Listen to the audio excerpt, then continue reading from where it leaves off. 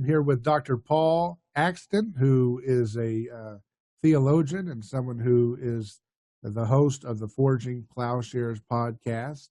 And I'm delighted to have him here to have a kind of a free flow discussion. We have a common interest in mimetic theory, but Dr. Axton has some other areas of interest that he gets into that maybe I can learn from, like learning more about Lacan and some of the other folks that he's been pulling from in his ministry. So thanks for joining me. Oh, good to be here, David. So, I wanted to have you on originally to talk about your experience in Japan. You spent 20 years in Japan, and you came over as a kind of missionary, right? I did. We went there, and we were self-supporting, but I ran a school in Tokyo for most of that 20 years, worked at the campus of Temple University, Tsukuba University, which is in Tsukuba, Ibaraki. And so we were doing both ministry, but also working in various secular institutions. And what year was that when you came over? We first went in 1980, but then we went back in 84, and we were there through to 2005. Wow. So I went to Japan when I was in high school, like in 2003, I believe. So I was over there. I was in Tokyo when you were there. Wow, you could have come to the school and visited us. Yeah. Would I've learned Girard at that point, or were you teaching him? You know, I lose track of when I was introduced to Girard, but perhaps not. I can't. We were doing. I was already working with psychoanalytic theory and various things. In fact, the campus there in Tokyo, we had several foreign students that were coming. I had actually missionaries in Japan were part of the student body that were coming to come to understand the place that, the Japanese culture. So that was my focus. I can't remember if I was doing anything with Girard at that point. And you mentioned that you quickly discovered that the kind of way you were explaining Christianity to the Japanese folks did not really resonate, right? Didn't really sink in. It makes no sense, and and probably that's a blessed thing that it makes no sense. But just the idea, first of all, of the notion of sin is problematic. There is no word really corresponding to our concept. They have the idea of crime. And once you get into this, the difference in the West and the East between shame and guilt, I think we tend almost automatically to read Christianity, to read the scriptures through the lens of concepts of guilt, as if that is the primary thing about, our problem and the primary thing about the solution. I think that is already a misreading. That's a misunderstanding, a profound misunderstanding. First of all, Jews are not, that's not their function. That's not what they're working with. I begin to read scripture with the idea that it's not guilt that's the primary issue, it's shame. And shame is a kind of holistic experience that, if you're guilty of something, you're speeding or something, you just go pay the ticket. It's not a problem so much with you, but it's with what you've done. But shame is a more, we have the saying in English, I could just die of shame. Well, you can. In fact, I think that the portrayal in Scripture is that shame is what it feels like to die. It is that feeling of coming undone, just wanting to obliterate, to hide yourself. And in a Japanese context, that is an experience that is always front and center, because in an Eastern orientation, the notion of the group, there is a strong sensibility of the idea of if you should fall out of the group, well, really you have no place to go. And so to be ashamed, to experience shame, is a kind of, it's holistic. It pertains to everything about you. And once this crushing shame almost is incurable. This is, I think, why there is such a high suicide rate in Japan. But once you begin to read scripture through this lens, beginning with Genesis, but right on through, you recognize, oh, we've misdiagnosed the human problem. Now, interestingly, that's psychoanalysis is also going through a shift and a re-recognition that shame is the primary negative emotion. And then you can begin to plug in so many other human problems to this kind of. I just think that, this is the way David describes it in the Psalms, that, do not let me be put to shame. And of course, what he means by that is the final shame of death and the entire process then of experience. None of us are going to show up at our own funerals. And so we really don't know what it's like to die in that sense. But I think the experience of shame is, in fact, what it means to die. That's the picture, that God tells Adam that the day that you eat of this, you'll die. I think we're witnessing the failure in their cover up with one another, with God, the resulting violence in Cain, that is the unfolding of the shame experience. So the is that similar? Would it be related a little bit to the idea of death anxiety? It is that the idea of, and this is what got me into Freud, that once you begin recognizing that death and shame, that what is the fear of death, that, and how does that control us? I think most times we don't name it. In other words, that the language may be a little bit, it may seem unreal for us, because I think experientially we tend to put a lot of different things in place of death. Maybe you got a fear of spiders, or you got a fear of heights, or we all have all sorts of fears, and shame is kind of the experience that all of us want to avoid. And so we never attach the notion of death to those fears. But I think that's the summation of our fears, is to be undone, to be, so, when we say death, what do we mean by death? I think it is that falling apart, that inability to maintain ourselves, a kind of inadequacy, the sense that in some way we all need to hide. We need to have a persona, and this is very much present in Japan, that there is the outward self, the tatamai, this is my public presentation. And then there's my inward self, my hone. But I never tell anybody upon pain of death about my secret self, my hone, because that is the core of who and what I am. And so there is, the whole society is built upon this idea.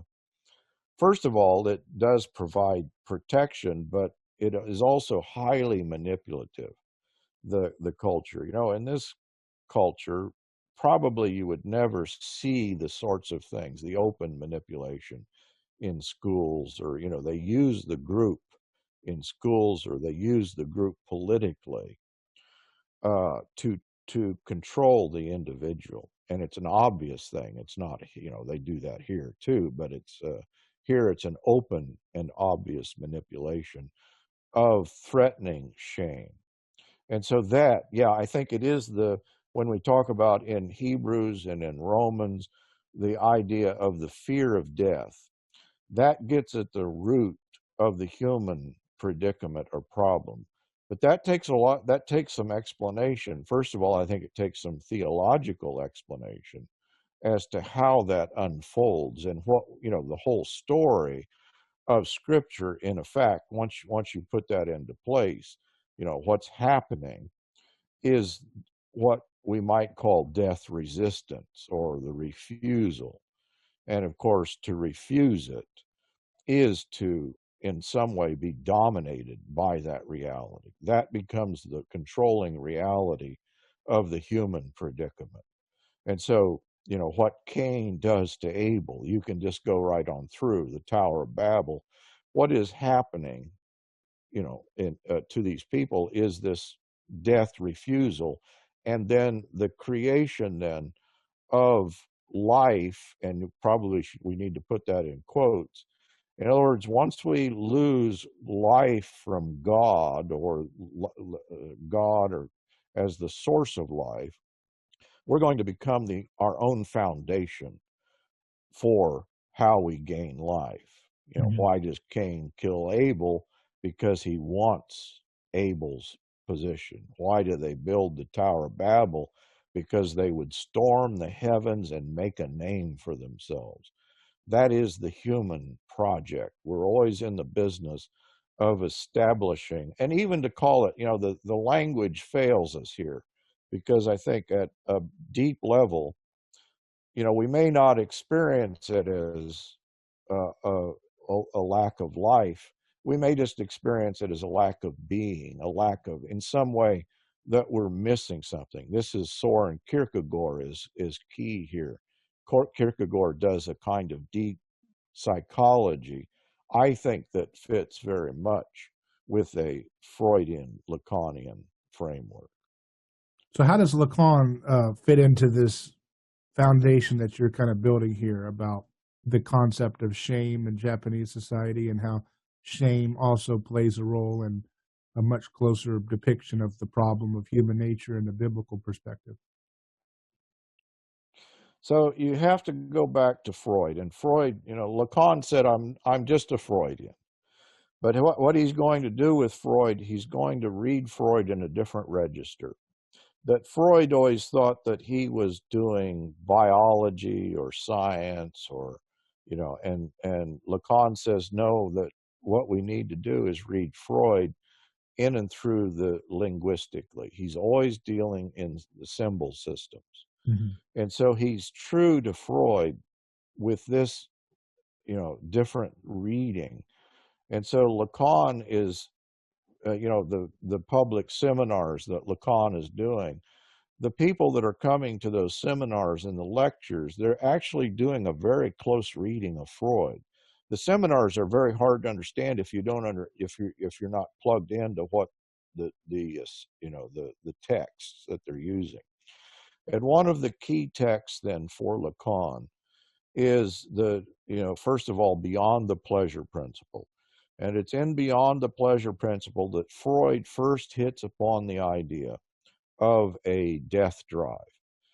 In fact, he had thought originally that it was his whole theory was mono-instinctual. He thought it was all about sex. And so he was going to explain everything through sexual drive, sexual desire.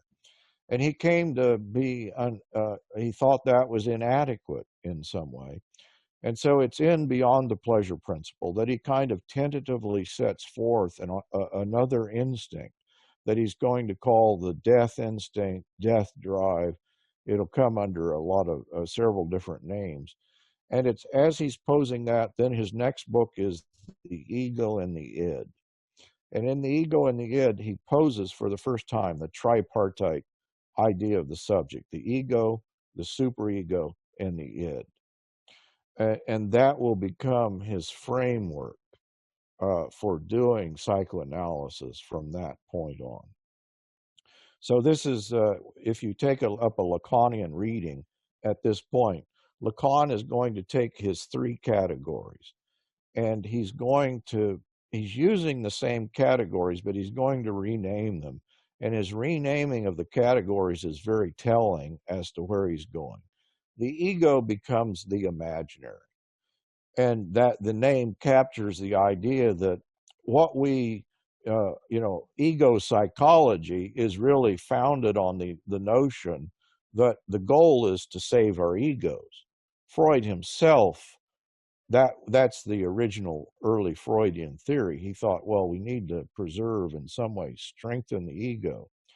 But at this point, he comes to even question the role of the ego. Is this thing real? And in the book, the Beyond the Pleasure Principle, he describes one day he's watching one of his grandchildren. It's his favorite daughter and one of his favorite grandchildren. And the child does two things on that day.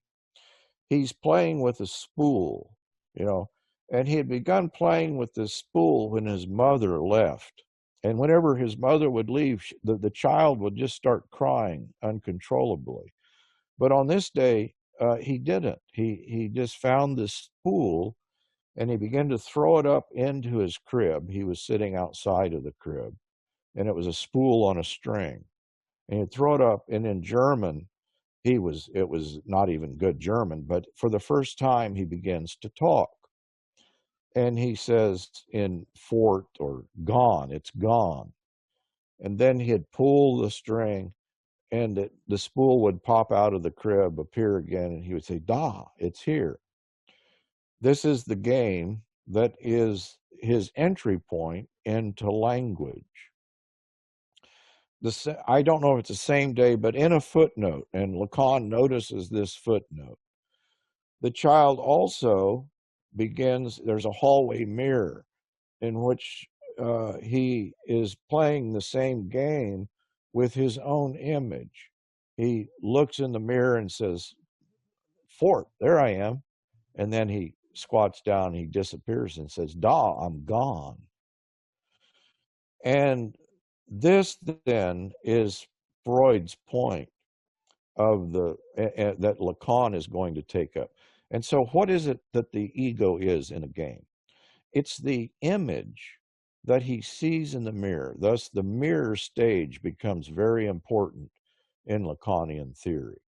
And the way that he identifies that image, you know, the difference between an animal and human capacity for language, is he now has the capacity to see that image in the mirror, and he realizes he connects it to himself. Mm-hmm. But not, in other words, the point is, yeah, but it's still the image. That's why Freud is calling it the imaginary, because the symbol system of language comes into play, and also the visual system. In other words, it's not him, it's this combination that he's going to mistake. It's a misrecognition of the self. So this is Freud's ego. And so the ego is going to be the problem, not the solution. The ego is the basis of human anxiety and the human predicament. Now, really, Lacan is never, you know, as I'm describing this and I'm describing this construct, Lacan never really breaks out of the idea that this is a construct. This is why Zizek, you know, when you're reading Zizek, he's going to talk about this primordial lie. But you can't mistake him here. He doesn't mean that we have an alternative to the lie. No, the lie is the thing.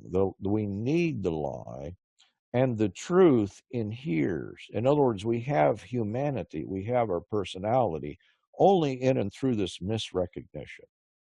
So that's the ego. And then there is the thing that Freud called the superego. The superego, of course, is that punishing part for Freud of the kind of, you know, the thing. People may misunderstand the superego because Freud never thought of the superego as pertaining to morality. The superego is a punishing thing that is going to drive you into a kind of in fact, you know, it is death drive. You remember, as I'm describing these three categories, he's describing what I think is the basis for the human violence, wars. You know, why do we Why are we so invested in violence? And so this Freud begins to, that's why he's going to call it the death drive. And Lacan is going to call it the real. In other words, this is the controlling reality. So he's going to name the superego the symbolic. This is a huge move because the symbolic order itself becomes the way that we organize all things.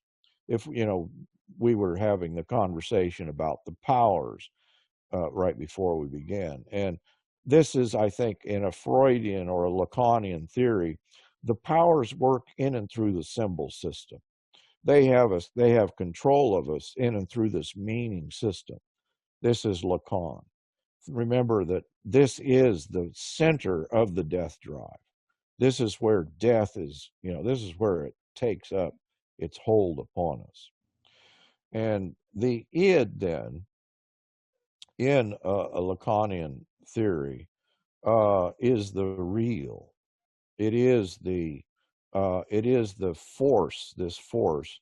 And so I've described these three parts of Freud that Lacan is renaming in terms of linguistic structures. In other words, the imaginary is the symbol, the seeing the self in the mirror. It's really a projection of the symbolic system. The symbolic order is the second part of this, and the whole thing, the real in Freud was the unconscious. In other words, we don't have access to this.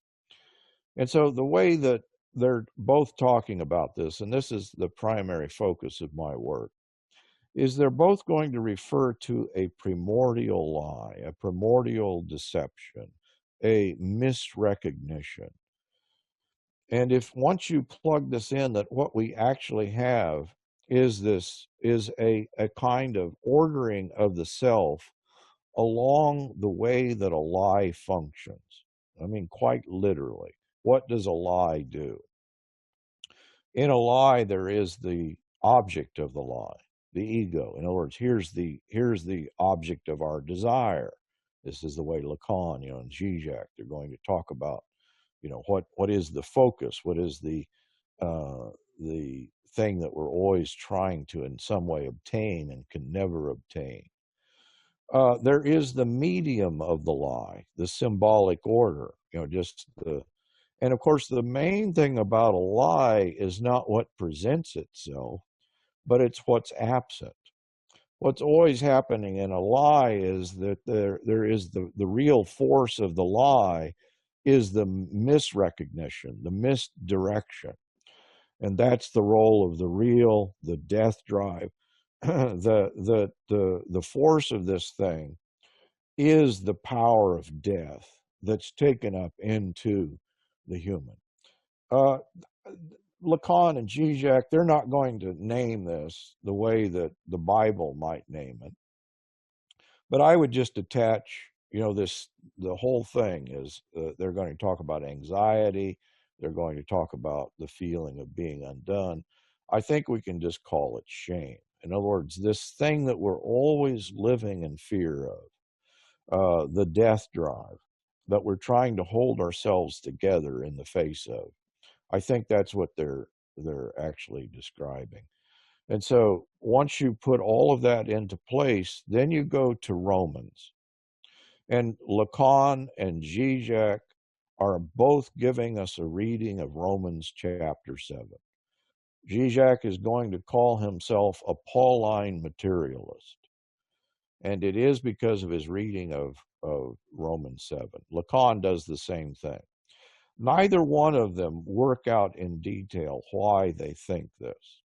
And so my work on the psychoanalytic understanding that I think they're seeing there is you go through Romans 7 and you put into place these three categories. That what is the symbolic order for Paul? Well, that's obvious. That's the law. The law is for Paul. That is, he doesn't just mean the Mosaic law. He doesn't mean a particular manifestation of the law of the Gentiles. For Paul, he's describing our orientation to the law as the human problem. This is what Lacan and Zizek are both seeing. What is the ego, you don't even have to translate, because Paul's using that word. In Greek, I is just the word ego. And so it is the law in relationship to the I.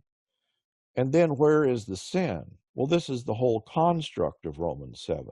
Romans 7:7, that, he's describing, I did not know what it was to sin until the law said, thou shalt not covet, thou shalt not desire. I did not know what desire was. And so the force of the law comes into effect in this first command. And then Paul says, and the sin deceived me in regard to the law. And then you read the rest of Romans 7. Oh, it's just an outworking, and this is what Zizek finds. This is what Lacan finds. This is why Zizek calls himself a Pauline materialist, because here's the whole structure of Lacanian theory. And really, when you get into the history of who Lacan is and where he's coming from, and you get into the history of who Freud is and where he's coming from, and Zizek recognizes this. This is not a discovery of psychoanalysis. Psychoanalysis is a rediscovery of what Paul is doing in Romans and elsewhere. And so he's giving us a picture of Christianity based upon Romans 7. Now, the interesting thing here, of course, is Zizek's an atheist. Lacan was his brother was a Catholic priest, and he always had great interest in Catholicism. And in fact, when he first proposed this theory, he writes to the Pope and asks that they would incorporate his understanding. And of course, nobody's going to do that, but Lacan was sort of an egomaniac. But he just thought his discovery was so great that the church should recognize what he's done. And he sees himself, he really is seeing himself, even though, I think Lacan was probably an atheist too, but not as solid an atheist as Zizek. But they're both seeing God as the problem, and that takes some explanation as to why. Well, simply it is that God understood as the symbolic order, the superego, the death drive. In other words, that's the great failure. If you don't understand Romans 7 in its relationship to 6 and 8, you've just missed Christianity. And so very often what we get, and it's an easy test to do, how do you read Romans 7? And a good portion of Christianity is going to read that as if that is the normal Christian life, as if the I there is a Christian I, is that's as good as it gets. Well, that's Zizek's point. Zizek is calling himself a Pauline materialist because he sees the whole thing contained in Romans 7. But of course, he also recognizes that if this is the case, and I agree with him, up to, in as far as his reading of Romans 7, you need to get rid of the symbolic order of Romans 7, or it's killing you. It's going to turn you into, you're split against yourself. I do what I do not want to do, and what I want to do, I cannot do. And so there is this agonistic struggle that Paul calls the body of death. Literally, I'm pitted in a fight to the death. And this is the origins, I believe, of neurosis. This is the great discovery of Freud. He's saying, I missed it. I missed the human problem. It's this death drive, and that we're in this fight with ourselves, and neurosis, the compulsion to repeat. Interrupt me anytime here. No, it's the big other. The idea of the big other is with that, right? The Yeah, the big big other on other. the cross, right? That's this. That's the whole complex Yes, the referring to. yeah, the big other is the symbolic order. In other words, the idea is that God, in some way, this is Calvinism. Calvinism is a perfect neurotic example, because it takes Romans 7, like Zizek would read it and say that's the end of it. And it would see the big other. Everything's controlled, everything is ordered, everything is determined. You have no control. There is no free will. There is only the compulsions and drives, and that is determined. And of course, psychoanalysis thinks you can, in a Lacanian psychoanalytic theory, they do believe that you can manipulate that, but you can't really escape it. In other words, the whole point of Lacan's 15-minute sessions is that he's trying to help people understand. Why do you go to a psychoanalyst? Well, you think the psychoanalyst has the answers because he is playing the role of the big other. Why do you turn to religion? Why do you could just go on through. And so what Lacanian theory is attempting to do is dispossess people of this notion, oh, the psychoanalyst is going to tell me the meaning of my disease, of my problem. That is your problem. You think there's meaning in your sickness. Mm-hmm. That is the drive of the compulsion to repeat. That's kind of what Jesus gets into with the blind man and why is he blind, right? He's getting into that. There's no meaning except for, I guess, well, he does say to glorify God, right? Is that John 8 that the blind man? Yeah. That once you see this, it's everywhere. It's not just Paul, it's just everywhere that this is what Jesus is doing. That Jesus is not in some way instantiating our misorientation to the law. See, this is the great misreading of Christianity.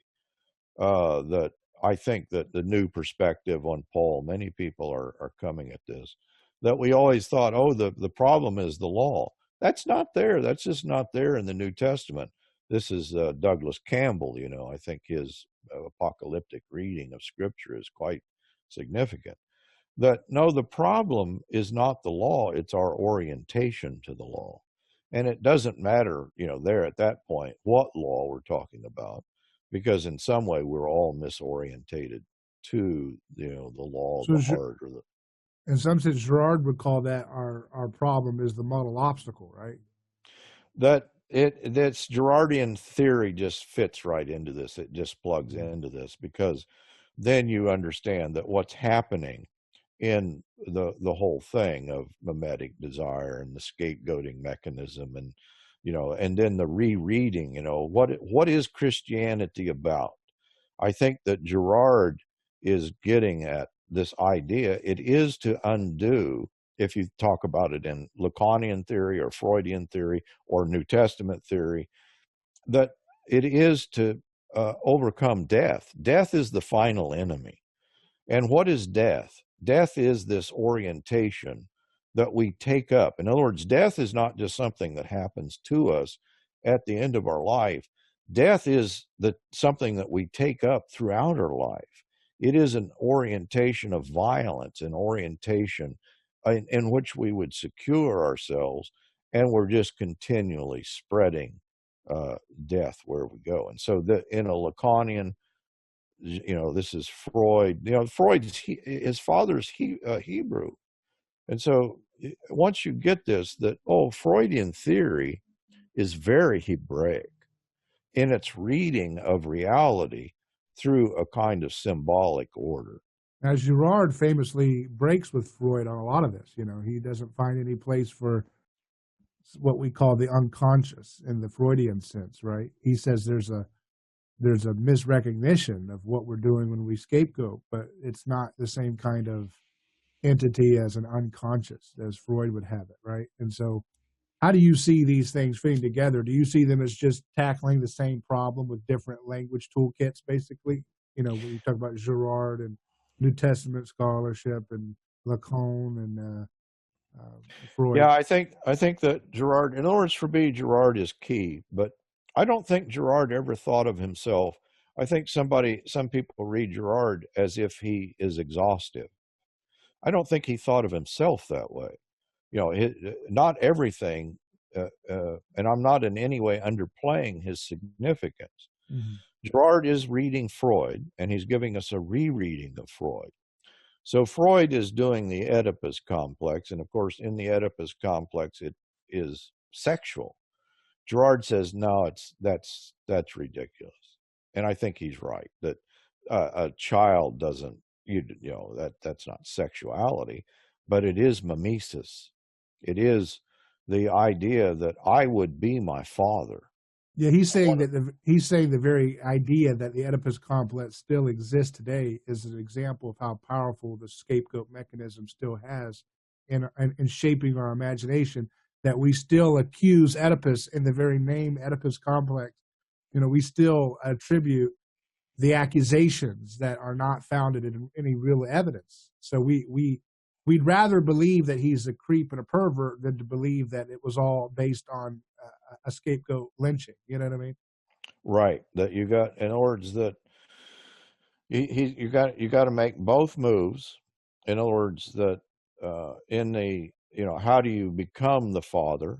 Well, you kill the father. And so you're going to the Girardian picture of the sacred, I think is very, this ties in, that it is both things, that it is that which is abhorrent. If you think of Freud's primal father, Mm-hmm. that he had all the women and the sons they can't even get wives because and so they kill the father and and of course Freud, he relates that to a lot of things, but Christianity is attacking there the whole notion of communion.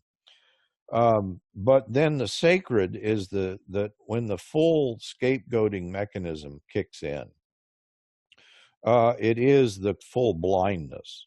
This is the explanation of how the deception works in Girardian terms, that you can't see the reality of the scapegoat object. You can't see what you've done because by its very nature it's blinding. I think that does tie into Lacan in sorry, into a Lacanian notion of the real.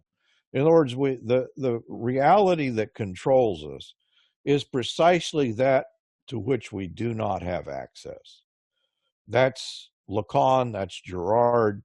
And so Girard's point here is that there should be an uncovering of the mechanism.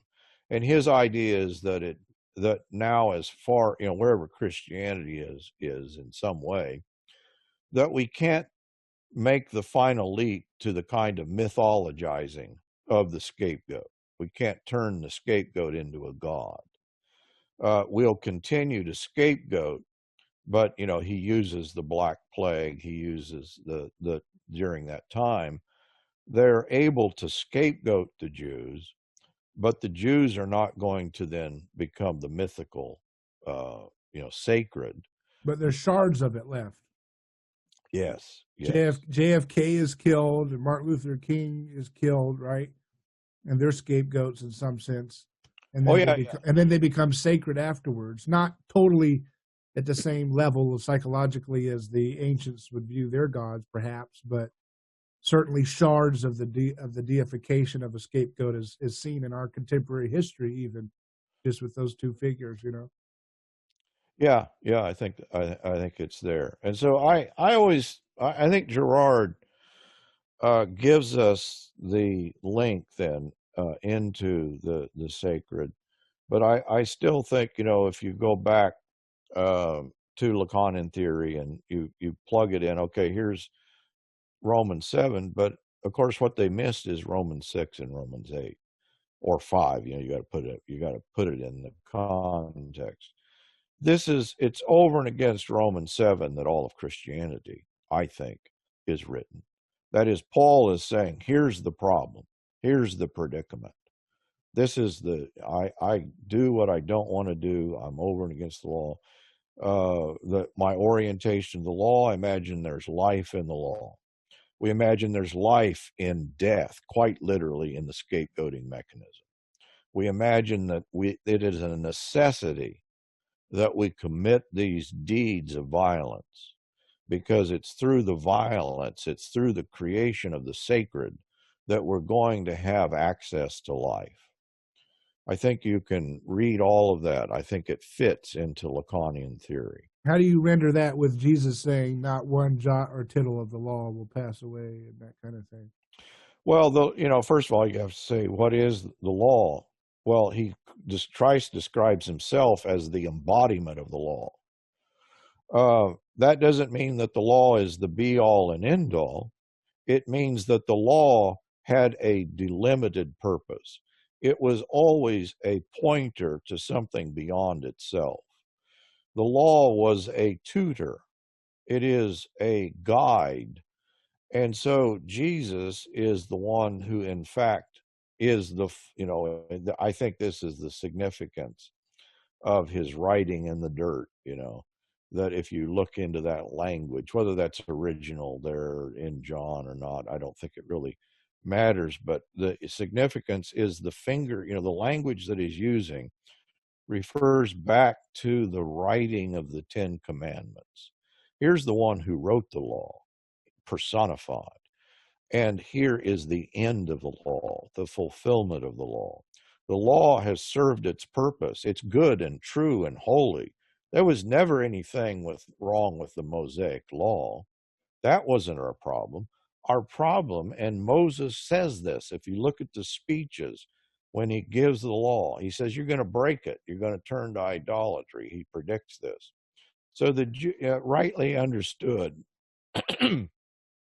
there was never the sense that this was an end in itself. When we say the law, we're also just including all of those commands surrounding the temple.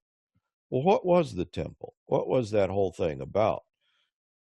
It's a microcosmos. Here is a picture of the world in which the Holy of Holies is the presence of God, but it's the presence of God set upon within the cosmos of the world.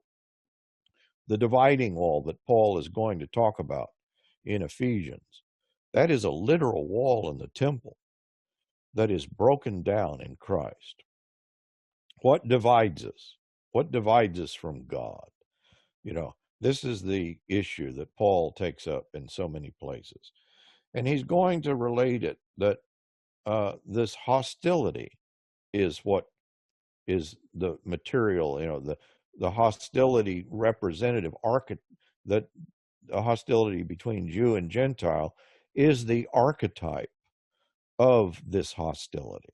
And so for Paul, Jew and Gentile being brought together is the undoing of this wall of hostility. But for him, that is all hostility between God and humans, within humans, and between people and the earth itself. In other words, it is a reestablishment of the cosmic order on a different principle. And so this is the sense in which that whole sacrificial system, the temple system, when we say the law, it's inclusive of all of that, is completed and fulfilled. It's, here is where it was always taking us. But of course, this is not simply an individualistic. I think it is individualistic, but it is a passage into a new corporate order. That this is the kingdom, of God. Now, sometimes we lose track of the kingdom, where it is and how it functions. We are going to tend to fall back. This is the significance of Dostoevsky's Brothers Karamazov and the Grand Inquisitor there. He's going to indict the entire church, in a sense, has just become one of the powers that would kill Jesus were he to show up. The Grand Inquisitor says to Christ himself, tomorrow I'm going to burn you at the stake. We need that death. In other words, that's I think the great geniuses of Christianity, Kierkegaard, Dostoevsky, they recognize the failure of the institutional church to be the church. It is just committing the same crime. It is still in this kind of sacrificial mode in which you need violence and death, and not recognizing, no, that was the problem, not the solution. This is, of course, this takes us into atonement theory and the notion of penal substitution, but I think also divine satisfaction. It goes as far back as Anselm, in my understanding, that we're still doing scapegoating in Girardian terms, in those atonement theories, as if the scapegoating mechanism is our salvation. I think that's the significance of Girard. He's reading those passages and recognizing, oh, Christ is not another scapegoat. He's undoing the whole system. So does Jesus, here's a few things. Does Jesus want us to view him, does Jesus want us to use him as a punching bag whenever we want to blame something about what's wrong with the world? Did he intend himself to be that way ongoing in our lives? And also, I've seen Girard say at some points that the crucifixion of Christ in some sense is a kind of way of saying, God is saying, I'm sorry for taking so long to come down and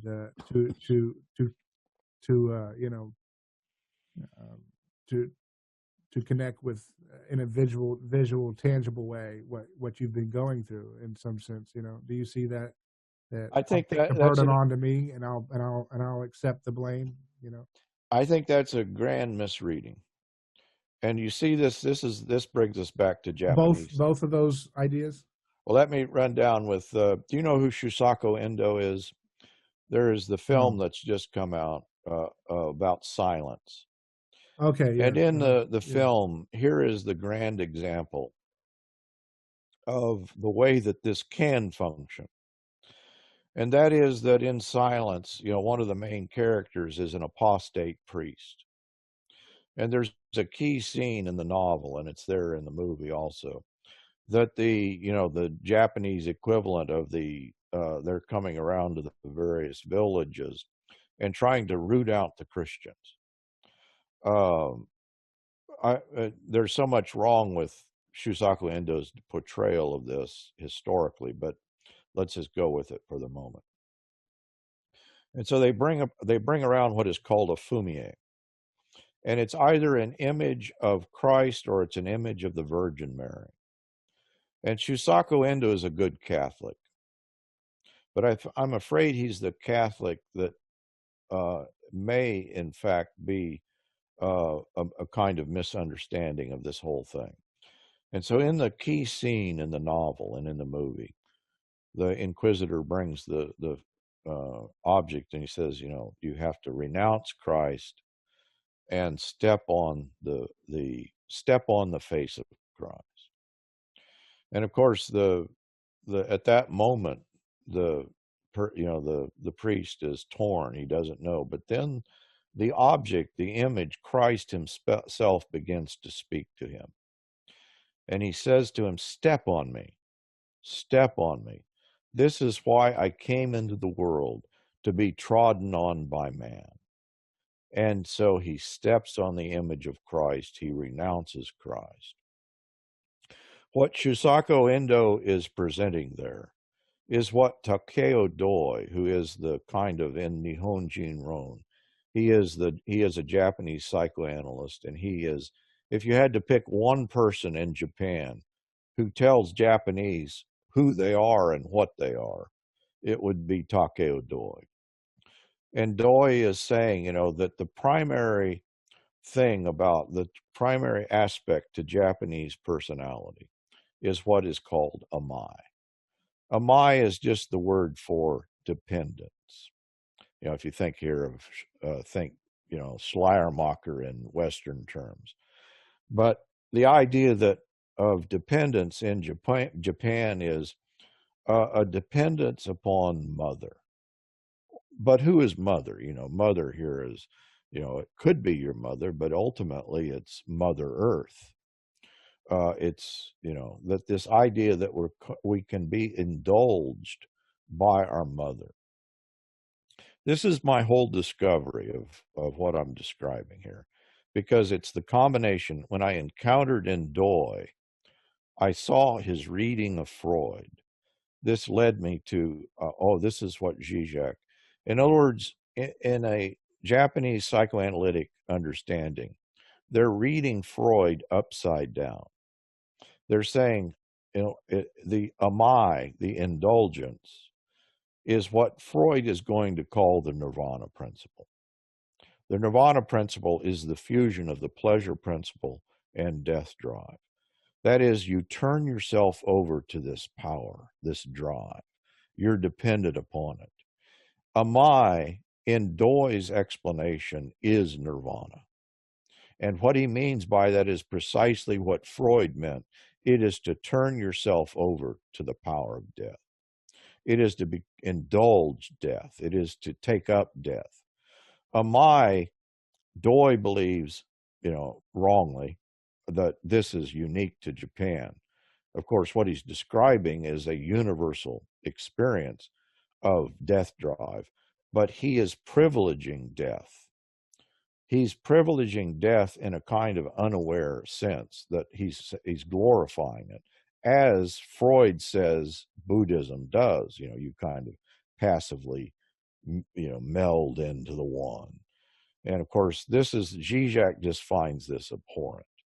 This is why Zizek, I think, is so anti-Buddhist, because this is this is a reading of Christianity that you can get, and you do get in Shusaku Endo, that, this is the meaning, this is the sense that Christ came into the world to be trodden on by men.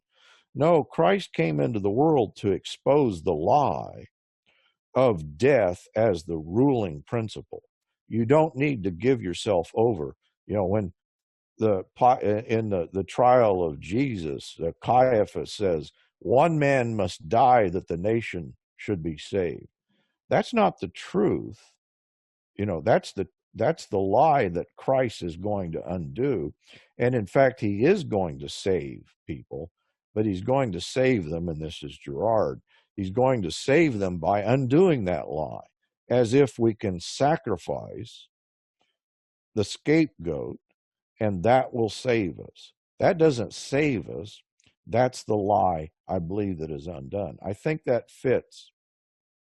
That goes beyond Lacanian theory, in a sense, but it certainly takes us out of a notion of glorifying death. So, what would the Christian ending be of silence, with that properly understood?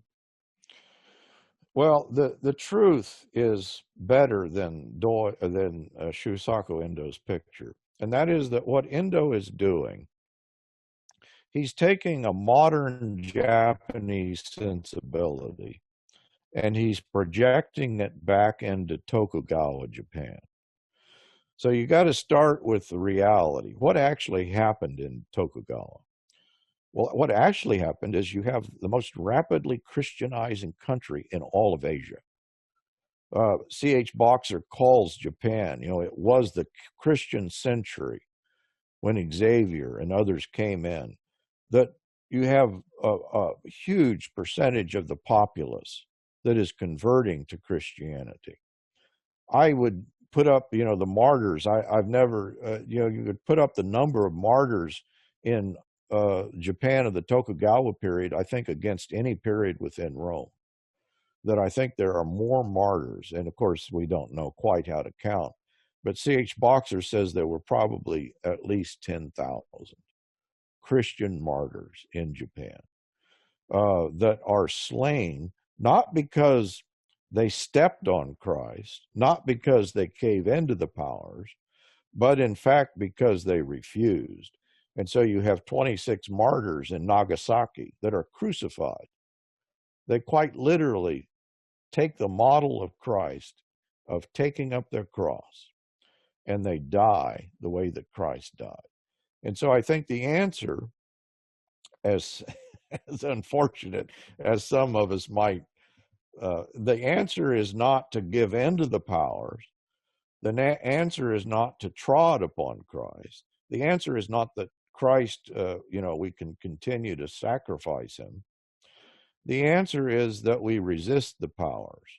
The answer is that we have the power of resurrection, and that undoes the fear of death. But And we isn't can, but isn't the moral dilemma in silence that, it's like, if you don't trample on Christ, I'm going to torture your friends and kill everybody, so doesn't that present a conundrum there? uh, oh, there's all sorts of conundrums in silence. Uh, and again, I've only seen the movie, so I'm just trying to remember. I think, isn't that the issue, though, that it's not just trample on Christ and we won't kill you. It's also we won't torture those people that you're supposed to love as your neighbor. So right. faced with the choice of loving your neighbor and sparing them, is it not the Christian thing to trample on an object? Right. Would you still say no? It wouldn't be. There's a historical element to silence, and that is that there was a priest who was an apostate priest who became the primary inquisitor.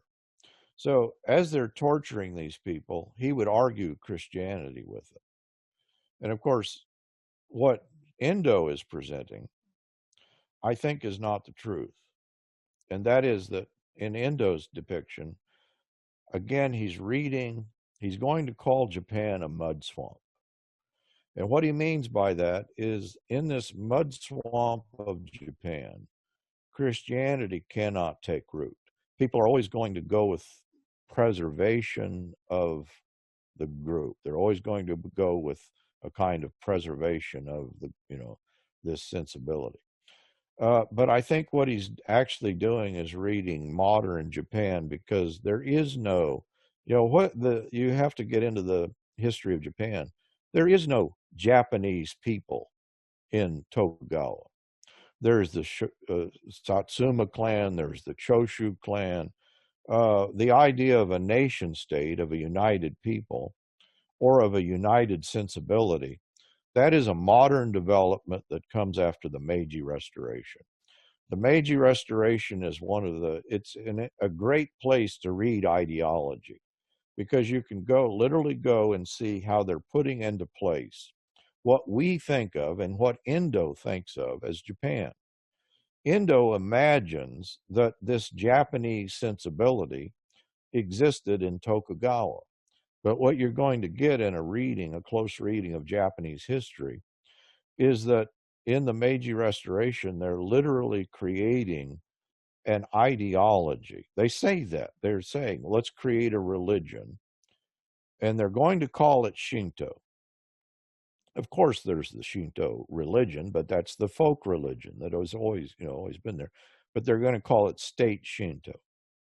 And then they begin to, they lay out the doctrine of state Shinto and what it's going to include. And of course, it's tied into the emperor. This is why it's called Meiji Restoration. They're restoring the emperor to the center of their state. And the model here, talk about mimesis. The Japanese are trying to reduplicate Great Britain. They quite literally say, well, the British have the king and he's the head of the religion. Let's set up the emperor as the head of state, head of the religion. And then, they establish shrines, and then they establish the protocols of this religion. And this is most, unless you get into the work of this, you don't understand that what is called Shinto prior to this, it was a diverse, and there was no homogeneity to that, but they're going to create a homogeneous religion. And they literally began to send out evangelists for the new religion, state representatives, in which they're going to unify the Japanese people. In other words, this is the point at which Japan is going to become a singular nation state. There is no unified government before this. This is the story of the whole picture of the Satsuma clan, and who is it? Saigo Tokumori, who is the great martyr of Japan. If you had to pick a literal object of a sacred object, it would be Saigo. Saigo then is going to unify Japan, but then he breaks it apart and he commits suicide. And so what you're getting is that and this is what I'm afraid that Shusaku Endo doesn't recognize, this notion of a corporate identity that is called Japanese, that is put into place with the Meiji Restoration, is completely absent in the period of the Tokugawas. And that's the proof of that is because of the very persecution that we're witnessing in the silence that Endo is portraying. Why are they killing these people? Well, they're killing them not because there is some mud swamp in Japan in which Christianity cannot be successful. No, Christianity is successful in Japan. It becomes a shaping force. And it's one of the instances in history in which they literally they wipe out these people, they drive them underground, and there becomes the hidden Christians. They go underground. Mainly, the key part of it is at Nagasaki, but the Kakure Christians will exist for some 200 years underground. That history is much more interesting than, I think, the dilemma that we're given in silence. So in that moment with the Japanese Christians, do the current modern Japanese Christians, how many are in there? 10 million in Japan? I don't know. Is it 10 million that say they're Christian? 1% of the population professes to be Christian. Is that right? Yeah, it's less than 1%. So how much of that is a continuation of that era of Christianity versus the Western, missionary Christian projects that happened, Yeah, this is the great modern Christian poses the question. And I think his question is a very modern question. And that is, who do I love more, Japan or Jesus? In other words, to be Japanese for Uchimura Kanzo, who establishes a native Japanese Christian, he came and he studied at Amherst University, and he came to despise what he saw as Western Christianity. But the Kakure, or the Mu Kyokai, the non-church movement, which is the only native, not the only, but it's the key native church movement. It is a rejection of Western Christianity, or at least the attempt to reject it. But unfortunately, I'm afraid that Uchimura Kanzo also did not understand the dilemma that he was a part of. He was a part of, there's several of these boys up in Hokkaido that a man came who was actually training them in agricultural work, and he converted them to Christianity. You can trace modern intellectual, the key part of Japanese culture and history is the result of this Clark up in Hokkaido, and he converts Uchimura Kanzo, and the key novelist, a lot of the key intellectuals are going, not necessarily they're becoming Christian, but they're taking on this sensibility that Uchimura Kanzo is presenting. I think you can trace, well, I know you can trace because it's been done, the modern Japanese novel. You can trace it to Uchimura Kanzo. That is what's being portrayed in the modern novel. The thing that I began talking about Tatamai and Hone and all of that. That is actually a kind of byproduct, I believe, of an encounter with Western Christianity and a reaction to it.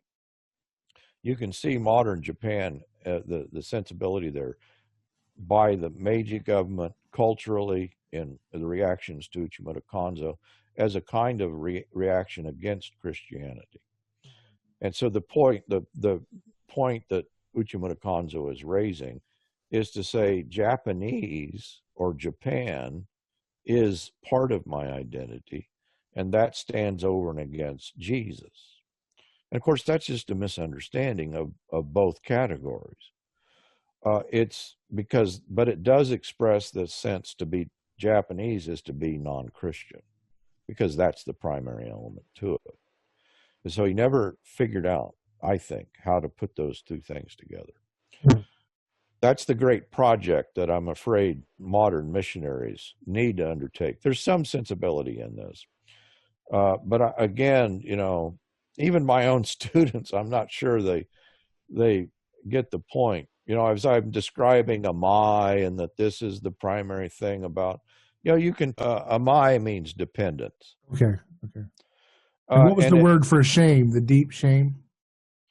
There's a lot of words for it. I don't think there would be a single word in Japanese. In fact, there may not be it's almost hazakashi doesn't quite get it, but they don't have a word for scapegoat, do they?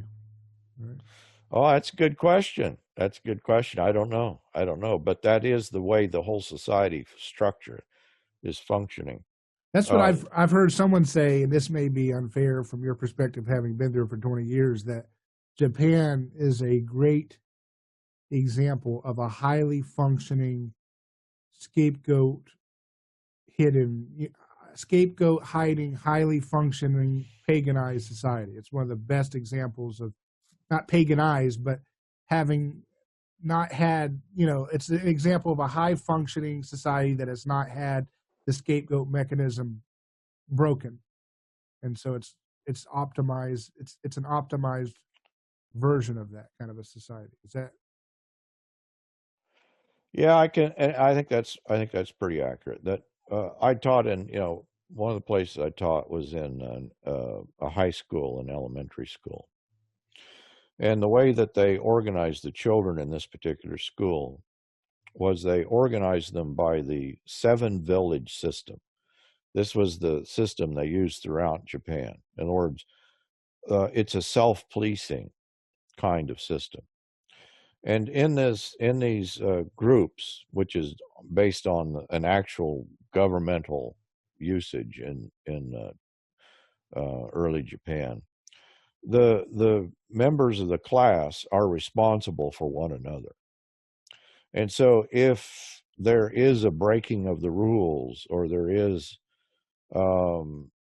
something that goes wrong, the group and the group leader, in some way, they're responsible. What will inevitably happen in any group of Japanese children, and I think they're just representative of the society, is they will turn on one of the members of the group. There will always, in every class, and it's just a terrible thing to see, because these children they will turn on an individual. And sometimes you can see why. It's the typical scapegoat. It's Gerard's depiction. Sometimes, okay, the kid's a little strange, or he's different, or he has a handicap, but sometimes you can't see it. But they'll just turn on an individual. What do they do? They'll physically abuse them. They'll pick on them. And so that individual becomes the source of all their problems. And so there's a very high suicide rate among junior high students in Japan. And I think it's precisely this phenomenon, that you cannot bear that weight. You can't live with it. So it's now this, it's tricky to say this in a way, but so they're high functioning, even though they're highly still paganized and scapegoat driven, but they're high functioning precisely because, in some sense, in terms of technological progress, because of their imitation of the Christian West, right? And the subjugation of the Christian, after World War II and so forth, with the rebuilding of Japan and the image of the Judeo-Christian haunted West is going to infect and lift up, technologically accelerate the Japanese society, even though they're functioning in a scapegoat-driven way, right? So they're getting the leapfrog of what Girard would say. We created a scientific method because we stopped burning witches, right? We didn't stop burning witches because we discovered a scientific method. It's because we stopped burning witches that we were able to create the scientific method, right? And so we get that, and we leapfrog with some technological developments. And I know this is not a black or white issue, but we leapfrog technologically in some directions, and then we subjugate Japan. We bomb Nagasaki, where the Christians were, right?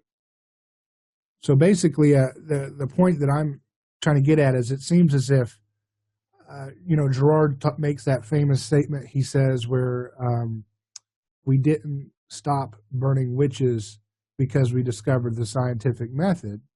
We discovered the scientific method because we stopped burning witches, and it's because of the infection of this Christian revelation that is percolating, and not in a quick way, but in a slow yeast-like manner through the loaf of humanity that is exposed to this unveiling of the scapegoat mechanism, such that it begins to create a empathy in the targets of sacrifice that we use to solve problems. And so as that process of solving problems through scapegoating continues to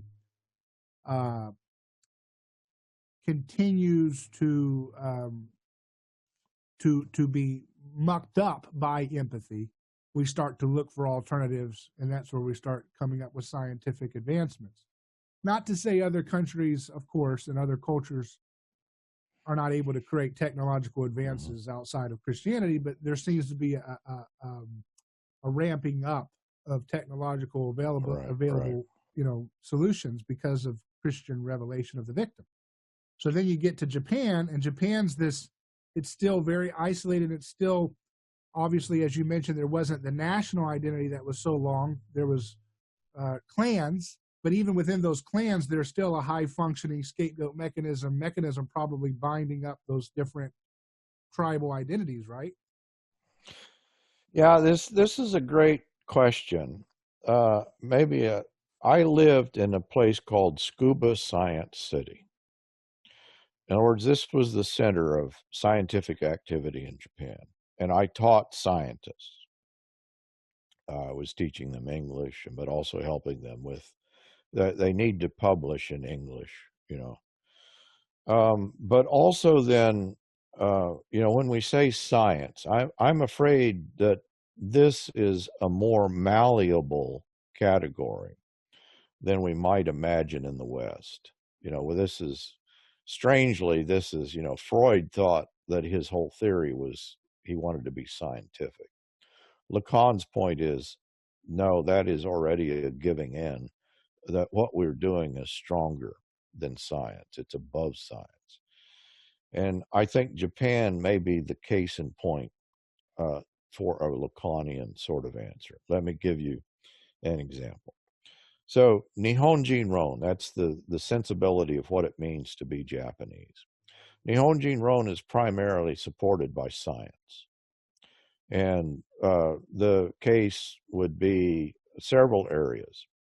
One would be the Kyoto University. Kyoto University conducts monkey studies, but they're going to found these studies on a new basis. That they're going to study the monkeys, and they're not going to need to use Western modes of study, but they're going to study the monkeys because they have a connectedness to nature. They have a connectedness to the monkeys. They're not going to tag the monkeys. They're going, but to make a long story short, what is discovered by Kinji Imanishi in his famous Kyoto, monkey studies, is that Japanese evolution has worked by a different means.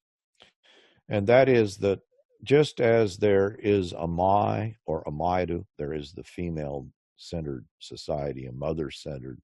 In monkey society, it works the same way. And where in the West, we study things in a kind of individualistic, segregated sort of way. In the East, we can study things corporately. And so there's a famous period in Imanishi's picture that one of the monkeys goes down to the ocean and he washes his potato. They'd never seen that happen before. And it serves to get the dirt off, but it salts the potato. Simultaneously, on a distant island where he had other researchers stationed, another monkey does the same thing on the same day. And so Imanishi proposes an alternative picture of evolution in the case of Japan. And that is that there's corporate or group evolution. That is one of several, the beginning then of a setting of Nihonjin Ron on science, but it will continue. There is Sakagami does famous bee studies in which he's going to study the bees of Japan. Now you should, all these categories you should be wondering about, but anyway, the bees apparently in Japan have different characteristics than the bees anywhere else. That they face, where the Western bee is an aggressive kind of bee that faces outward, the Japanese bee is a more passive and gentle bee. And he'll go on to describe, in great detail. But the most famous of these studies, well, actually, is a guy who does brain studies. And I have written a couple of articles on him. I assume he's long gone, but he at one time was the most famous scientist in Japan. And he says that, he's doing the kind of left brain, right brain sort of studies. And he actually is using MRIs, magnetic resonance imaging.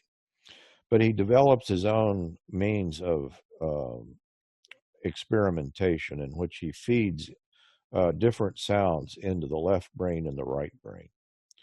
The right brain, you go through the left ear, the left brain, you go through the right ear.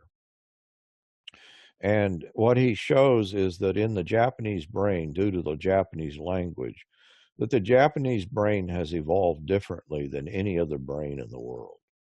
And that the Japanese then like cricket sound, and the cricket is the locus or the Japanese natural sounds, that we're in the Western brain, the right brain of foreigners, they hear these sounds not as language, but they hear them as noise. But in the Japanese brain, these feed into the left brain, and they hear the sounds of nature as if they are language. And nature speaks to Japanese in a way that it speaks nowhere else. I could go on. There's study after study. In other words, science. I hope you recognized in my description of this Japanese science that we're dealing with an ethnocentric sort of understanding of Japan. All of the categories that I've used are suspicious. There's no such thing as the Japanese brain. I mean, that's bogus. It's even questionable, when he talks about the Japanese language as causing the development of an alternative brain. Now, these guys are Imanishi is at Kyoto University. But this comes into mainstream science. One of the studies that was done pertained to the Japanese intestinal system. That apparently the Japanese have a long intestine. And this long intestine then, it digests food like the deer and the antelope, the gentle and the peaceful animals. But it appears that the Western intestine is a shorter intestine, like lions and tigers, the violent animals. Now, all of this, this just gets filtered through the culture. And one of the famous examples that a guy that he's at Harvard University, actually the Japanese trade minister I can't remember, it was the 1980s, he used this excuse, the Americans were trying to get them to import more beef. And he says, well, you've got to understand that we can't really eat as much beef as you Westerners because we have longer intestines. And so we're a gramnivorous people. So the trade minister actually is going to use, by the way, they're going to do the same thing with ski equipment and baseball equipment. They're going to say Japanese snow is different than any other snow in the world. And we can't really use the Western ski equipment. You know, we do play a baseball here, but you understand that Japanese baseball is it's a different game, and so we can't import American sports equipment because of the unique way we play the game. In other words, this ethnocentricity is a strong force. The guy that one of the guys, he's actually a Christian man. He's a kind of he came to Harvard University. Somebody at Harvard University asked him about the trade minister had just said these things. And he said, is this true that Japanese have, a longer intestine? And the Japanese is telling the story himself. He says he laid out the whole thing. Yes, that, people in Japan have evolved differently, that their bodies are different. And he's telling the story with great embarrassment because when he went back to Japan, he says he asked some researchers, and they said, "Oh, that's just not true." Now, that I could leave the story there, but actually, as I was teaching in scuba, I had a medical doctor in the class, and he was a specialist on the intestine. I gave the article that this Japanese man had written about his embarrassment, but the medical doctor said, "Well, wait a minute. The Japanese intestine is longer." My point with this is not to say, oh, where does the ethnocentricity end and begin? My point is you can't get at it. You can't trace it. That it is I think we often think that science is free of these categories, Right. these symbolic categories. It's not. Yeah. Yeah, but my point is just simply that Japan technologically, is very advanced in a lot of people's imagination, and I think they inherited that advanced technology through imitation of America rather than through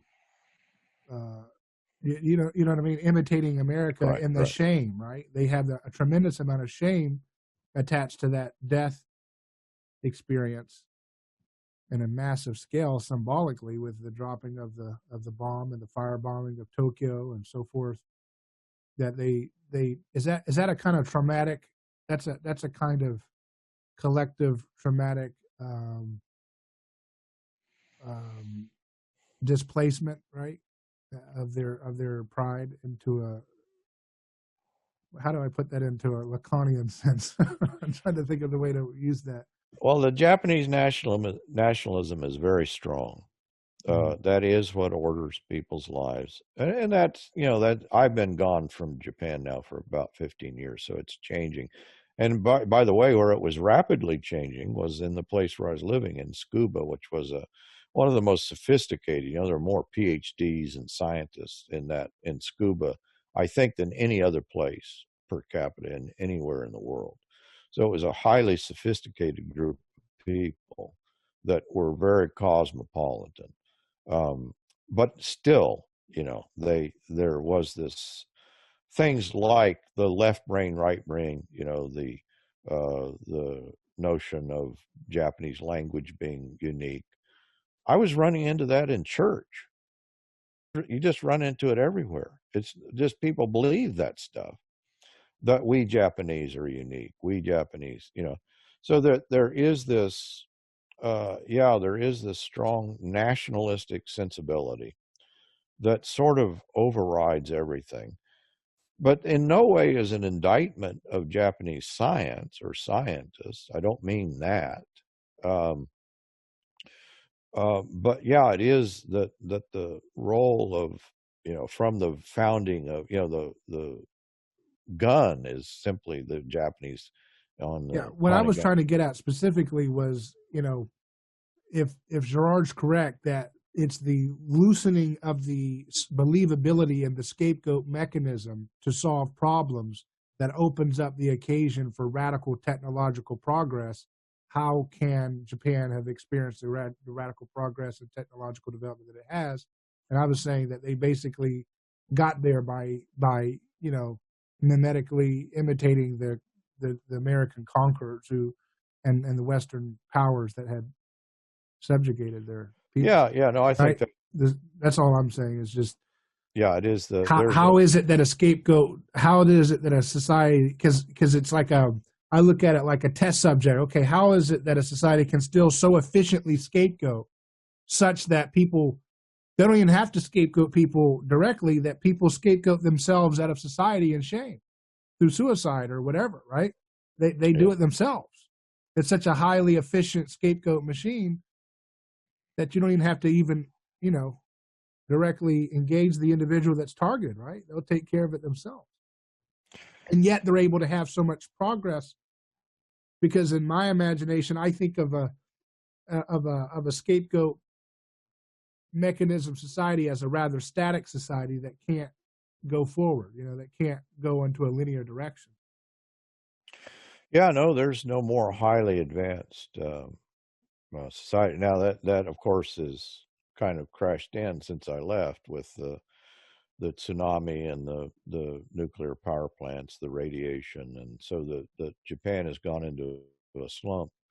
But no, I'd put Japanese scientists up, and but you've described it rightly. There is actually one of the books written on Japan describes it as the mirroring of the West, because the whole structure of the society is a mirror image. So the strange phenomena in Japan is that, we often talk about it in a kind of exotic terms, that here is the most strange and foreign place in the world.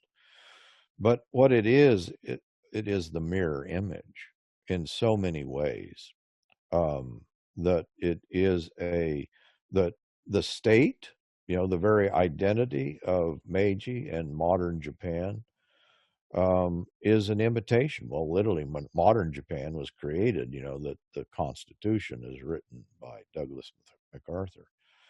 But yeah, no, I think you're right that here are a people who can some way effectively, they have effectively ordered their society, modeling it after the powers. In other words, what is the point of modeling? It is to ward off. It is to keep out. That was in the Meiji Restoration, that Perry, when he comes into Tokyo Bay, he presents a bunch of gifts, and among the gifts is a Bible. And they say, well, we will take everything, but we're not going to take anything if you insist we take this Bible. And so you can see that they're going to put all of these things into place to ward off. And specifically what they're warding off, it's not Western technology, it's not Western political systems, but it's Western Christianity as they think of it. And so the whole thing is geared to absorb and to ward off. That's what today they're doing, you're saying? Yes, I think that is in place. That Because Western Christianity will destroy the efficiency of their society as they have it, right? yeah, it is, and it can't hold together. Now, Christianity again, It's a fragile system if you expose it to the victim concern of Christianity, right? In other words, they're not making movies about the Anu people right now in their top, what I mean, their top cinema. say The Anu, the indigenous people of yes, Japan, the Ainu. they're Yes. not making movies about them in their top cinema right now. Yeah, no, They're not talking about Japanese fragility and Japanese supremacy and you know what I mean, as a negative thing. They're not doing that in Japan, right? You're always going to see movies that, in some way, are going to glorify. In other words, the same thing that's happened here. That there is, first of all, you have to posit a history. a false history. You kind of get that in the movie The Last Samurai. That's the sort of the way that Japanese themselves, that there's this kind of glorification of, and a kind of, you're taking of elements and you're mixing elements in the same way that Shusaku Endo does. That there is this positing. We do this in every country does this. You posit a kind of utopian past, and you're always longing for a return. But there's no such thing. That's a pagan conception of history, right? The Golden Age. Yes. Whereas with Jesus, with the miracle in Cana, he presents the best is yet to come, which is that linear perspective of history that we're going to go to somewhere better than we started. And the exposing of the reality. I mean, this is what we're facing here with the racism. But you understand there is in racism. It sounds strange if you're not familiar with Japan, but of course there is an untouchable class in Japan, the Barakumin. They're the people that are the outcasts.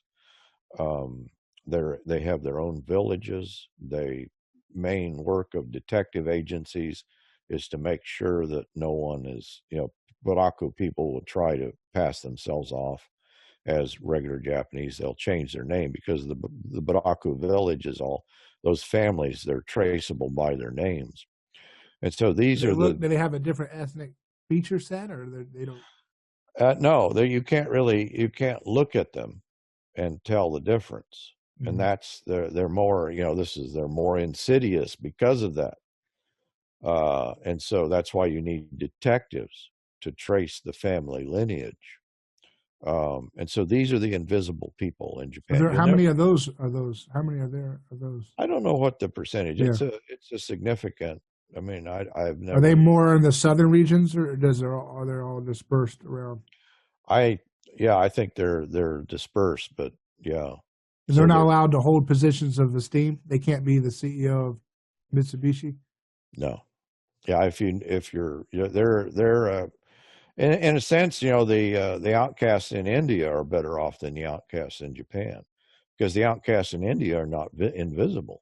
They have some political power, but as far as I know, that's not completely true. Even though the Barakumin are organizing and they're beginning to, they suffer from rates of just infant mortality, the lower rates of education, and just nutritionally. It's shocking in modern Japan that you have this outcast people. And so Japanese it is the most very class conscious. A foreigner coming to Japan, and actually I was surprised that even Japanese students that I would have in the university, they had never heard of the Baraku. They don't know about them. It's hidden, it's covered up. And of course, that's the kind of invisible force that orders all of, that's what we've done with black people. That the prejudice, the racism, the violence enacted against black people. For many white people, that's just now coming to the surface, like that. Oh, they weren't aware that these things have happened. But in a culture like Japan, it remains invisible. Because there's the lack of Christian aesthetic and ethic underpinning their way of looking at society. I think so. I think that, and you say Japan has been greatly impacted by Christianity. And so that would be an interesting study in itself, even though it's a very small percentage. The way that this has unfolded in Japan, I think it's kind of strange because they're so over and against Christianity. To the sensibility, this is Takeo Doi was a Presbyterian, the guy I'm telling you that created a lot of this sensibility, and you'll see this again and again. I'm always shocked that a lot of the intellectuals in Japan are Christians, and not by Christian, you probably need to put that in air quotes, because in some way their sense of Japaneseness overrides their Christianity. And of course, this is Doy's point about Amai, that Amai is a stronger force. This is really what Indo is saying, that Japan is actually a stronger force. There is a reification of the category of Japanese, and Christianity, I don't know how they do it, but a lot of these guys, and of course, part of this is that Japan is strange in the people who became Christians. In most cultures or societies, it begins from the bottom up. And that seems to work. In other words, that when the lower classes, it gives them that it becomes a kind of identity. In Japan, one of the things that's going to unfold in the Meiji Restoration is they're going to ban the samurai, the upper classes, or they're literally going to be stripped. And so you get the strange phenomenon in Japan that the upper classes turn to Christianity more than the lower classes. And so the intellectuals that, many of these people that I'm describing, and I would almost make the claim that all of the, there's a Japanese researcher that he's researched the Japanese novel. He claims that every modern novelist arising, in the pre-war period, that they all in some way came into contact. They didn't become Christians, but they came into contact.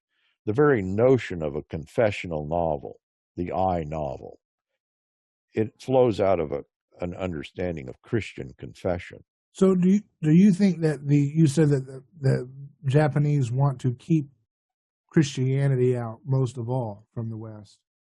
Is that because are they trying to keep it out because they have the bad conceptions of Christianity displayed for them by erroneous representations of Christianity, and that's what they're repulsed by? Or do they have a deeper sense intuitively that the Girardian aspects of real Christianity, of victim concern, if left unfettered in their culture, would undermine and destroy their hierarchy and their way of taking care of problems and having a well-oiled machine? Yeah, I mean, the question is, when somebody resists Christianity, whether they know what they're doing. Mm-hmm. And the original rejection back in the Tokugawa period, the reason that you have the closure of Japan, I think it was a Portuguese pilot. The shogun sent to him and said, that he crashed, landed, and this is the period in which Christianity was inundating Japan. And this pilot said, he sent back to the messenger to the shogun. He says, this is the way that they're going to conquer you. They'll first convert you to their religion, and then they'll come in and take over the country, which would, I mean, that's true. That was the move that, had been done elsewhere. And so he closes the country because he sees Christianity. Already, you understand, you're going to have the Shimabara rebellion, in which you have Christian clans that are fighting the central government. And so it is not a complete untruth that the Christians are banning, they're literally taking on the central government. And so there was always this idea that if Jesus is Lord, that's going to be the organizing principle than if the shogun or the emperor is Lord. And the organizing principle, I think even today in Japan, is the idea, not so much the emperor, but the idea of, represented by the emperor, of Japaneseness.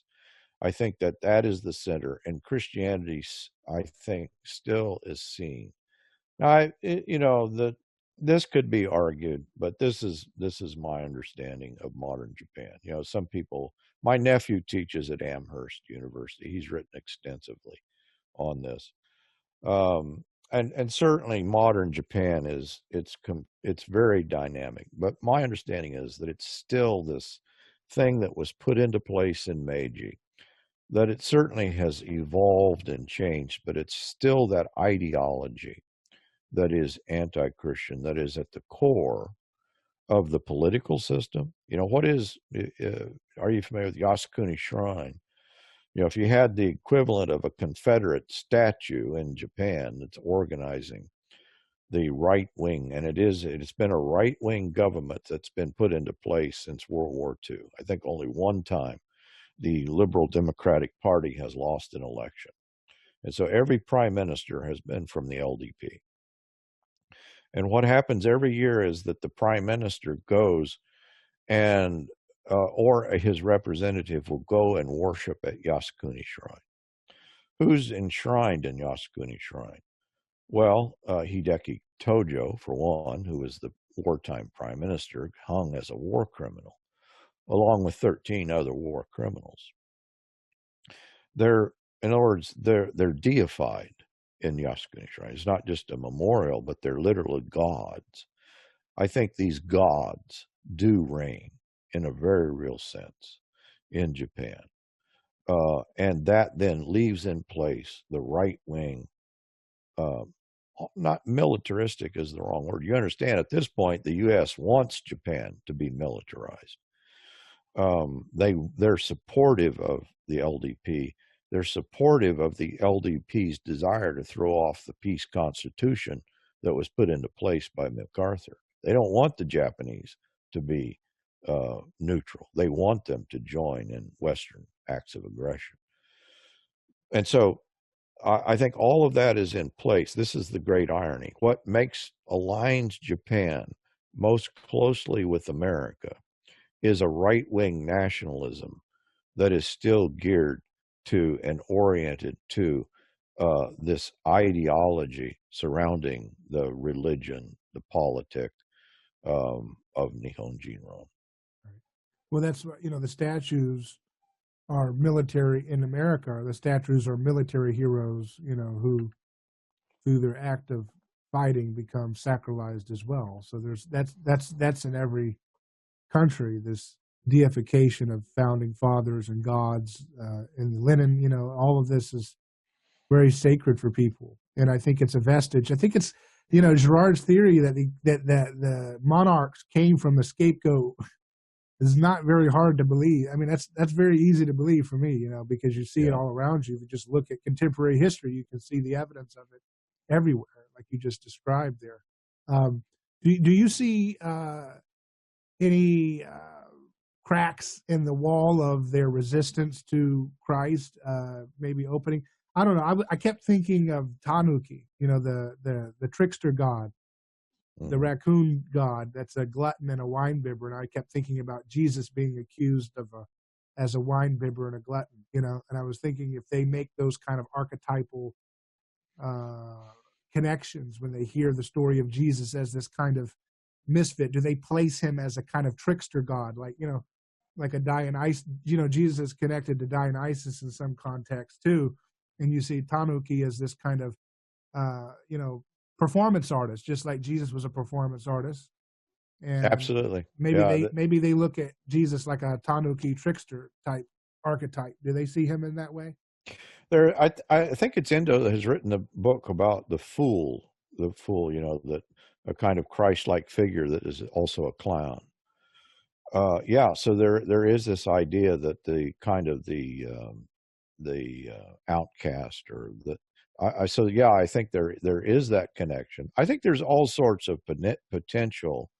In other words, Christianity very much addresses and speaks, first of all, to the shame. Once you relinquish all these Western notions of guilt, Western notions of atonement, and then, of course, this is what happened to me after 20 years in Japan. I began to realize, this is addressed directly to the Japanese suffering. People suffer as a result of living. I think it's one of the most joyless. I don't mean to overemphasize that, but just the cruelty of the culture is so unbearable, I think, for many people. And so once you understand why people suffer, they suffer because of their whole value system of wanting to, they're controlled by the group. They're controlled by that sensibility. And you say, would you like to be free from that? Do you want to, is there, people want to be loved, and people are so lonely in modern Japan. And so I think that once you portray Christianity as an apocalyptic breaking in to those structures, and you begin to talk about the structures of Japan, we need to do the same thing in this culture, of course. We're just as inadequate in addressing the powers here.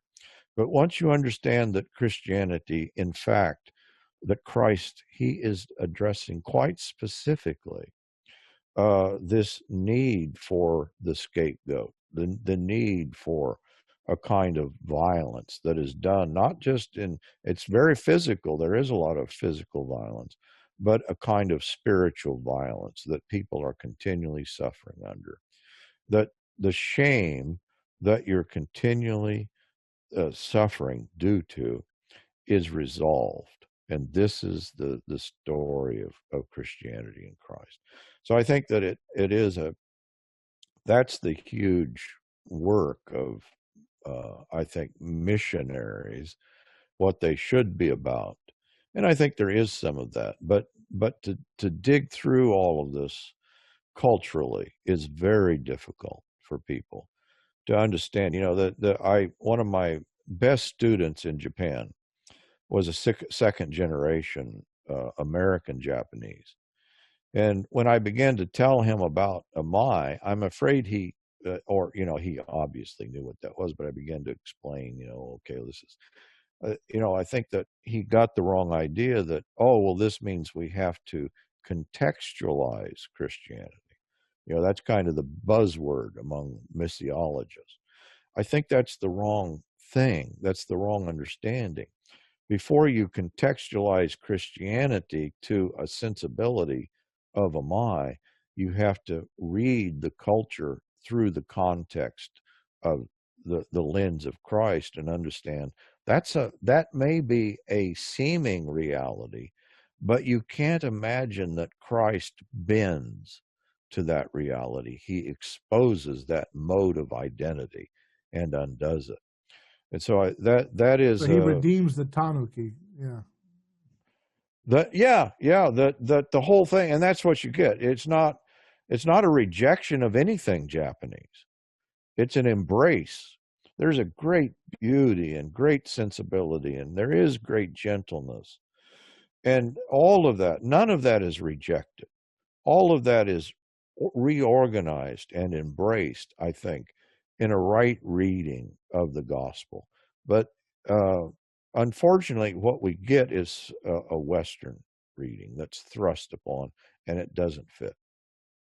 How can you have such gentleness and yet have such a scapegoat dependent culture? Because they are very impressive. I've been to Japan, as I said, and the kindness to the stranger is remarkable. I mean, I understand that it's different whether you're living there. I have a friend of mine who's an American married to a Japanese, and he told a story about how they didn't want his mixed race children to be in the float in their church, in their school parade, because they didn't want to Yeah. have someone of mixed race on the display of their school for shame, I guess. But so, obviously it's different if you're visiting versus being a resident of Japan as an outsider. But, they do seem to demonstrate remarkable kindness and generosity. I remember, you'd be in a store and you had to be careful what you looked at in a store because you turn around and they're buying it for you. You know what I mean? Yeah. I just was looking at it. I didn't want you to buy it. I was just looking at it. Yeah. But they were Yeah. so lavishly kind to the stranger, which is a biblical concept of, be Yeah. kind to the sojourner, to the visitor. Yeah. And I think we should never underestimate the way in which God is at work with all people. Christ is at work with all people in ways that we don't know. The authenticity of the kindness. It partly, part of it is a cultural construct, and you don't have to be there very long to scratch the surface. But there is also an element that no, you actually do meet people that it it doesn't fade. That I've just met people there that there is a depth of kindness and compassion that is uh, quite remarkable. So both things are at work, and you can never simplify this, but yeah, what quickly comes to the surface is a kind of cruelty. Wow. Well, I really appreciate your time. I don't want to take it anymore, but it's been a wonderful time exploring these ideas, and I have a lot of different questions still, but it's something to to to simmer on and think about because I am at the same time impressed by having an anthropological reading of the Bible that's been able to give me a lot of hope for. I'm impressed with the power of Christ and ability to feel the knowledge of the Lord as the ocean is wet, as Habakkuk 2 talks about, the idea of the intelligence of the victim, the gospel technology, the awareness of what we do to one another. I'm impressed by it. At the same time, I'm disappointed because I feel like its effectiveness is kind of hit or miss and scattershot. And you think 2,000 years after Jesus came, such a dramatic challenge to the powers of the world, why is it that it's so hard for the most Bible fervent Christians of every stripe, both on the left and the right and everywhere else, to get it right still? Every Yeah, time I hear someone read Gerard, they always, yeah, that's why those right wingers are so scapegoaters. I'm like, oh, and then it's the other way, it's no, yeah, those leftists. And it's like, well, what about everybody? Why can't we just deconstruct this as Christians? But it's like, it's so hard for people, yeah, to wake up. And yet we yeah. all And I want to think, believe we're woke. We all say right. we're woke, but we're so asleep. Yeah, yeah. No, it's that it is a kind of grand disappointment, and that Dostoevsky, I think, gets it right. But he also gets it right in his resolution. I think that Dostoevsky and Tolstoy and the what they're all seeing is that, boy, Christianity institutionally, it seems to have missed it. On the other hand, he has Alyosha, in the Brothers Karamazov, who is just this embodiment of love.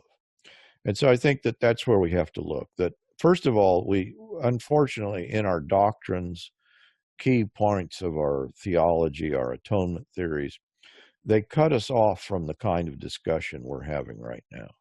That is, the Christianity is so stunted that it's about going to heaven, and it doesn't address the categories that we're surrounded by.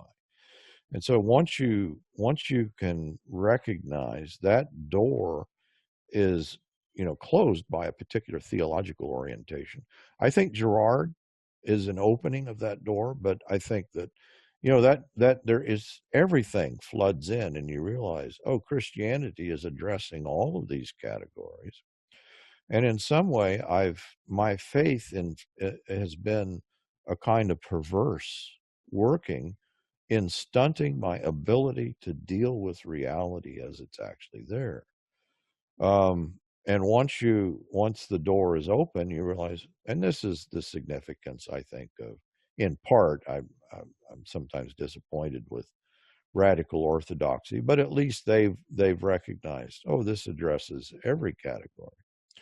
And so that's really the kind of discussion we're having. Once that you understand that, I believe that the universality of the gospel is real, in that it addresses these categories as all people face them.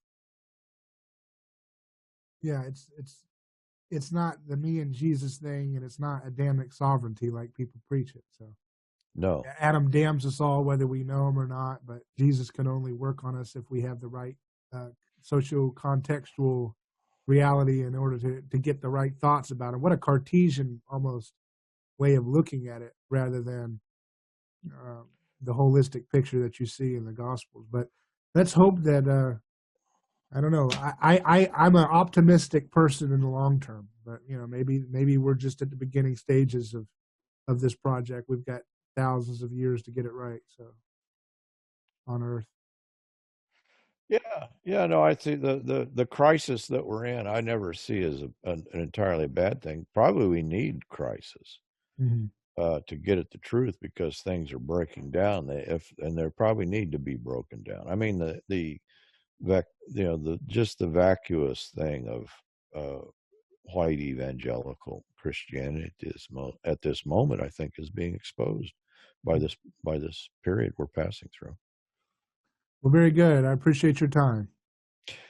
So nice to talk to you, David, and to meet you, and I'll look forward to seeing the program. Yeah, Forging Ploughshares is your podcast for those who want to check it out. Forging Ploughshares. Anything else that you want to point people to? So it's forgingploughshares.org. You can go on, we're on iTunes and the usual places that you might download podcasts. The Ploughshares Bible Institute is the classes that we offer. And so if you want to follow us on, Facebook or Twitter, then you can find us there. All right, forgingploughshares.org is the website. Check them out. I've enjoyed the podcast. And yeah. And it's Ploughshares, the old spelling. For some reason, I like the archaic spelling. It's not P-L-O-W, it's P-L-O-U-G-H. Very good. All right, take care. Good talking, Dave.